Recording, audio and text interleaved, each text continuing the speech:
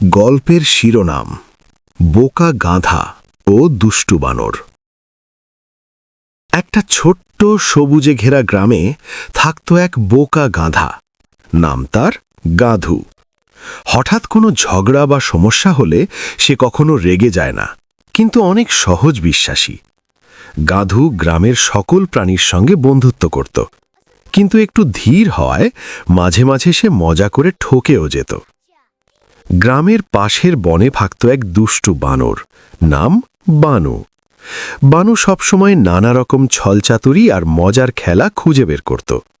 বানুর মজার ছল আর দুষ্টুমি দেখে গ্রামের প্রাণীরা মাঝে মাঝে হাসত, কিন্তু কখনো কখনো সমস্যা হতো। একদিন সকালে বানু গাছে ঝুলতে ঝুলতে হঠাৎ গাধুর দিকে নেমে এলো। সে মিসচিভিয়াসলি বলল, ওহে গাধু ভাই, আমি তোমার জন্য একটা বিশেষ গেম এনেছি।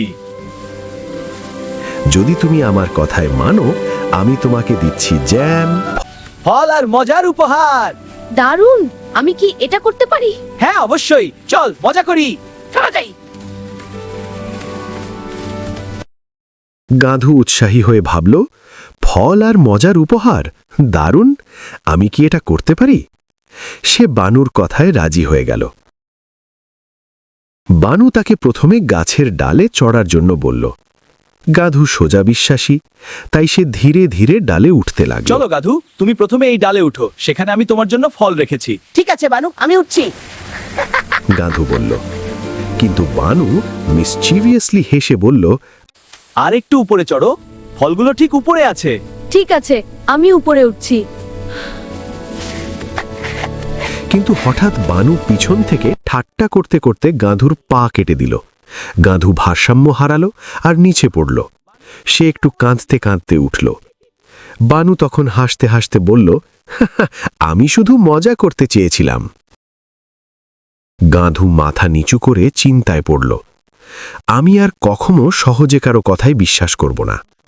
মজা করা ভালো, কিন্তু অন্যকে ঠকানো কখনো ঠিক নয়। পরের দিন বানু বুঝতে লাগল যে অন্যকে ঠকানো মোটেও ঠিক নয়। সে গাধুর কাছে এসে ক্ষমা চাইল। গাধু, আমি ভুল করেছি। আমি আর কারোর সাথে এমন খেলাধুলা করব না। তুমি কি আমাকে ক্ষমা করবে?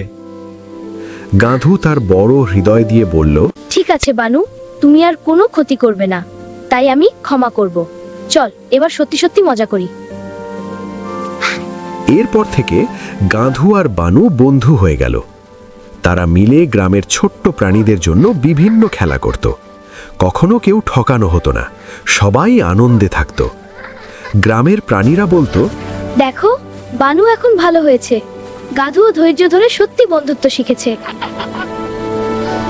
শিক্ষণীয় শিক্ষা বা মরাল।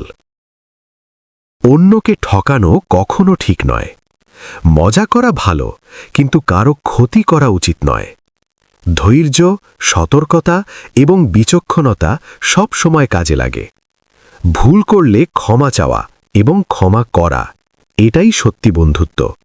ভিডিওটি দেখে তোমরা কি কি শিখলে বন্ধুরা?